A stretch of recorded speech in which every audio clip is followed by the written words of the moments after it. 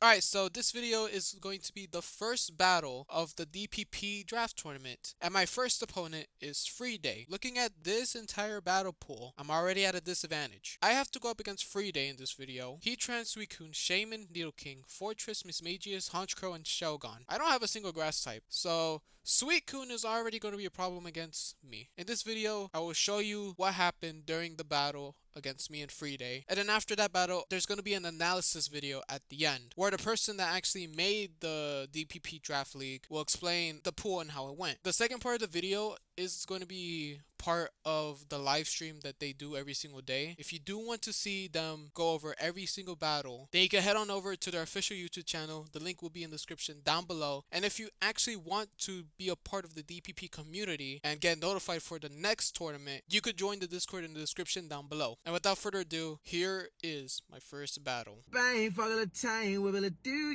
music, timer's already up. It is a Nidoking! I was right with the Nidoking start. So I could either Stealth Rocks already, or I could go for the Rain Dance. Just gonna go. Damn, okay. Already Super Fang. Switch. Those the rocks. I'm gonna Dark Pulse. Oh, there's the Shadow Claw. I'm gonna Will-O-Wisp because I don't think he's gonna bring in Heatran. There's the Will-O-Wisp, there's the Burn. Shadow Claw is gonna be super effective, but doesn't do that much. Shadow Ball this time. Okay, that's 24. I can kill.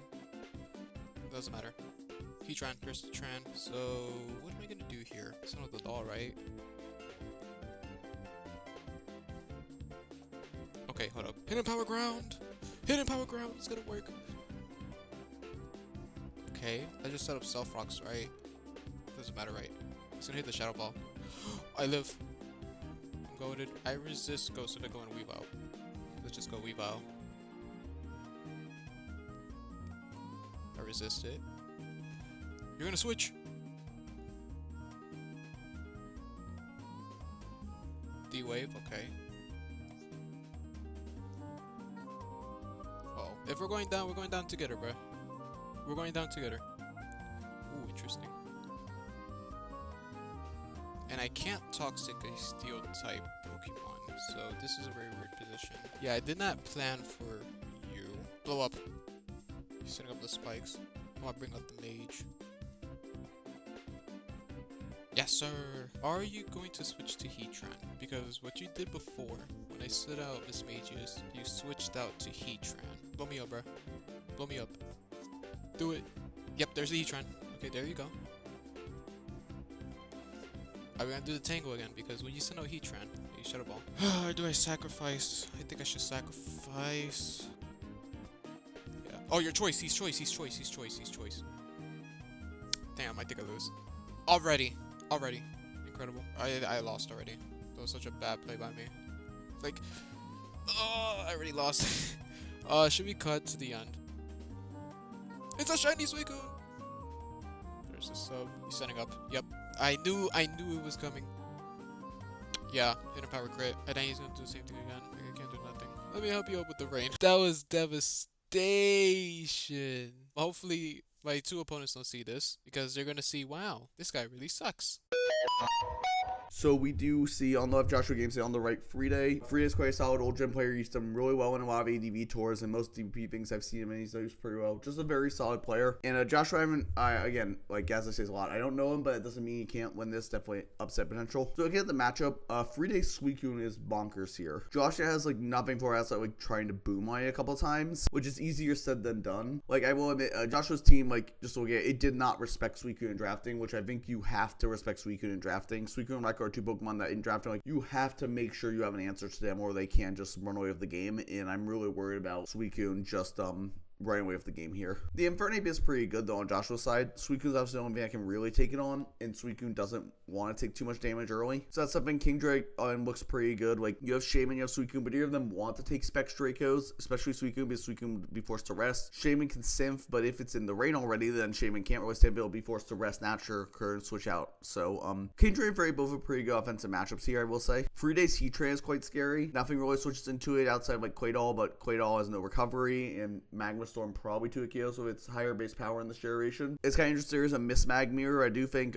Joshua's Mismag is looking a little better because Honchkrow is obviously the worst Pokemon. Weavile can just outspeed and pursuit trap it, whereas Honchkrow is slower. But overall, I mean, I feel like Joshua has like some mons that are better, but 3-day Suicune is just so devastating here. It's hard for me to give the matchup to Joshua, and Suicune kind of just like runs away with it on its own. I think I have to lean 3-day slightly just because Suicune is so nasty here, but Joshua definitely can break through. Just have to play very, very well around it. Joshua on the left and Free on the right. So we see a Nidoking lead into Bronzong. So I have a taunt, no rocks for Joshua. And throwing Super Fang. And oh my god, that is a very slow Nidoking. That's only doing 22. What the hell?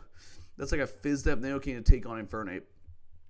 We see a Dark Pulse from Mismagius, and we get that. And we see a Shadow Claw from Nidoking. Yeah, that is probably a Fire Mismagius.